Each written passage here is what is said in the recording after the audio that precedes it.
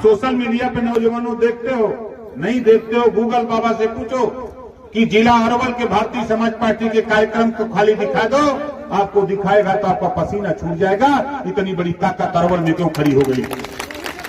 आप उठा के देखो, आपके चाहे सीवन का कार्यक्रम देखो, चाहे आपके कटिहार का देखो, मधेपुरा का देखो, चाहे अररिया का देखो, चाहे औरंगाबाद का देखो, हम बैठे नहीं हैं, हम आपको ले चलते हैं, बिहार छोड़ देते हैं। हमारे साथी गए हैं, हमारे साथियों को लगा कि बिहार में कौन सा भूत आ गया है, तो इन साथियों ने कहा कि हमको भेजो, हमके जाओ, बगल कार्यक्रम है, और वो कार्यक्रम 25 तारीख को है, मकर संक्रांति के बाद। अब हम आपको ले चलते हैं इटावा। इटावा का कार्यक्रम कोई देखा है सोशल मीडिया पे? बोलो, कोई देखा है?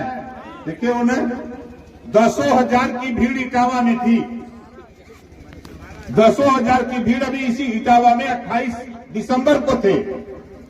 28 दिसंबर को मैं इटावा में था। अभी 7 तारीख को आपके गोरखपुर में हमारे साथी आए हैं, ऋतिक जायसवाल जी, खड़ा हो जाइए, जोरदार ताली बजाइए। हमारे देवेंद्र राजभर जी, ये हमारे केशव राजभर जी, ये लोग मिलकर के, खाली गोरखपुर के लोगों ने मिलकर के देवरिया में भी कुसमी कोठी विद्यालय है वहीं बगल में, और वहां भी 10,000 की भीड़ जुटाकर ये संदेश दिया है कि हम किसी से कम नहीं हैं। अभी देवरिया, अभी परसों मैं रात को, कल मैं रात को लखनऊ आया, मैं मुरादाबाद में था, आज आपके बीच में हूं, कल मुजफ्फरनगर कार्यक्रम है। आप तो सोचते होंगे कि खाली नेता बैठा है, आप सोच लो कल मुझे मुजफ्फरनगर में ठीक 2 बजे 2:30 बजे भाषण देना है, और यहां से मुजफ्फरनगर की दूरी जोड़ लो, लेकिन मुझे दूरी नहीं, यहां से निकलूंगा सीधे लखनऊ, खाना खाऊंगा, ट्रेन पे सोऊंगा, और सुबह मुजफ्फरनगर मीटिंग करूंगा, फिर शाम को ट्रेन पर सो जाऊंगा और फिर लखनऊ आ जाऊंगा। अब 12 तारीख को फिर लखनऊ में मीटिंग करूंगा। हम ऐसे चलते हैं, और पूरे प्रदेश में आप झांसी, बांदा, चित्रकूट, हमीरपुर, जालौन, उरई जाओगे, जिस तरह यहां मीटिंग हो रही है, इससे भी 4 गुना बड़ी मीटिंग बुंदेलखंड में जाकर के हो रही है। क्यों हो रही है? आज चलो, अभी इटावा का मैं जिक्र किया, हरदोई में कार्यक्रम, हमारे परिवहन मंत्री जी गए थे, माननीय दया शंकर सिंह जी, उन्होंने कहा कि भाई भीड़ कहां से आ रहे हैं, हमके चलो गए, कम से कम 20,000 की भीड़ हरदोई में थी। उन्होंने कहा कि एक कार्यक्रम और मेरे साथ कर दो, हमने कहा चलो मैनपुरी ले चलते हैं, मैनपुरी ले गए। आप मैं जो कह रहा हूं सोशल मीडिया पे देख लेना, मैनपुरी में कम से कम 12-13 हजार की भीड़ थी।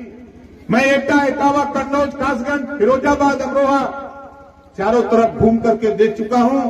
जिस तरह आपके यहां दिवाली के समय एक गीत गाया जाता है कि खोज खोज अधियार भगावा, इसे सब अकुड़ायल बा, पता न पावा दियनी के पियनी तर साध लुकायल बा।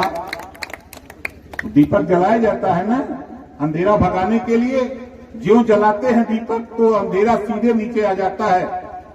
इस नाते हम आपसे कहना चाहता हूं कि देखो, लड़ाई जो हम लोगों ने शुरू किया है, और जब तक गरीब के बेटा को थाने पर दरोगा ला करके खड़ा नहीं कर दूंगा, तब तक हम मानने वाले नहीं। वो कैसे होगा वो हम जानते हैं। बाबा साहब डॉक्टर अंबेडकर जी, बाबा साहब डॉक्टर अंबेडकर जी ने वो पावर दिया, आपको वो पावर दिया है, वो पावर है वोट का।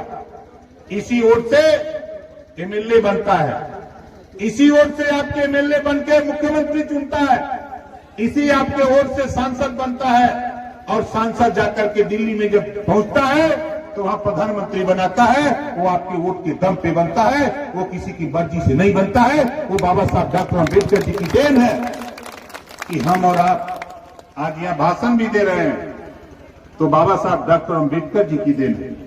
हम यहां खड़े होकर बोल रहे हैं, महात्मा ज्योतिबा फूले की देन है, सावित्रीबाई फूले की देन है कि आज महामहिम राष्ट्रपति महोदया द्रौपदी मुर्मू जी कुर्सी पर बैठी है, तो सावित्रीबाई फूले की देन है, किसी दूसरे की देन नहीं है।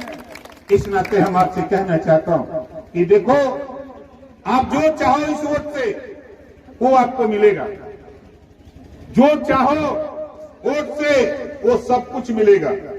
प्रमाण देता हूं, तेरे पास अगर वोट का पावर नहीं होता तेरे पास बाबा साहब डॉक्टर अम्बेडकर जी ने वोट का पावर नहीं दिया होता। आप बताओ, आप मानते हो दारू? बहुत से लोग मांगते हैं ना कि दारू का तो वोट दे, वो लोग मांगते हैं ना, तो दारू देते हैं लोग ना। बोलो सही है गलत है? देखो एक पावर दिया बाबा साहब, जो मांगोगे वो मिलेगा। अभी तक आपने दारू मांगा तो दारू मिला, अभी आपने मुर्गा मांगा तो मुर्गा मिला, आपने पायल छागल मांगा वो दिया, आपने उनसे पैसा मांगा तो वो पैसा दिया, आपने उनसे बस मांगा तो वो बस दिया। लेकिन आपका पावर ले लिया, आपका पावर ले लिया। आज जो तरस रहे हो, तेरी दुर्गति का कारण कोई दूसरा नहीं, खुद हम और आप हैं। हम अपने वोट की कीमत नहीं समझते, हम किसी के बहकावे में आ जाते हैं। हम 21 साल से समझाते समझाते यहां तक आ गए। एक ही बात कह रहा हूं कि जो पावर बाबा साहब डॉक्टर अम्बेडकर जी ने दिया है, इसी पावर से जो चाहो वो हासिल कर सकते हो, जो चाहो। हम इसी से समझा रहे हैं कि देखो इस देश में अगर एक देश एक राशन कार्ड का कानून बन सकता है, एक देश एक चुनाव का कानून बनाने की तैयारी हो सकती है, तो एक देश एक समान शिक्षा, एक देश एक समान शिक्षा।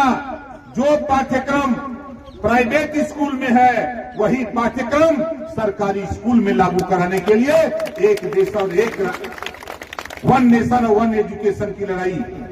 नौजवानों, खाली गुनगुनाते रहो, खाली अब गुनगुनाते रहो।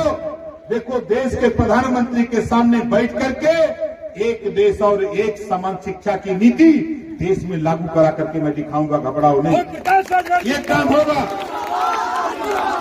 और फ्री कापी किताब, फीस, दवाई, भोजन, वजीफा, कपड़ा, जूता, मोजा, टाई, बैग, साइकिल फ्री दिलवा करके बिना पैसा में पढ़ाने का कानून पूरे देश में लागू करा के मानूंगा।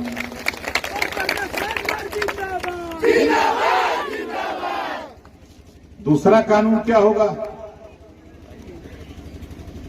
हमारी महिला नेता बहुत परेशान है। नहीं, हमारी महिला नेता ने कहा कि स्कूल नहीं भेजते हैं। मैं एक कानून बनाऊंगा, हमारे दरोगा जी भाई हैं, सिपाही जी, एक कानून बनेगा।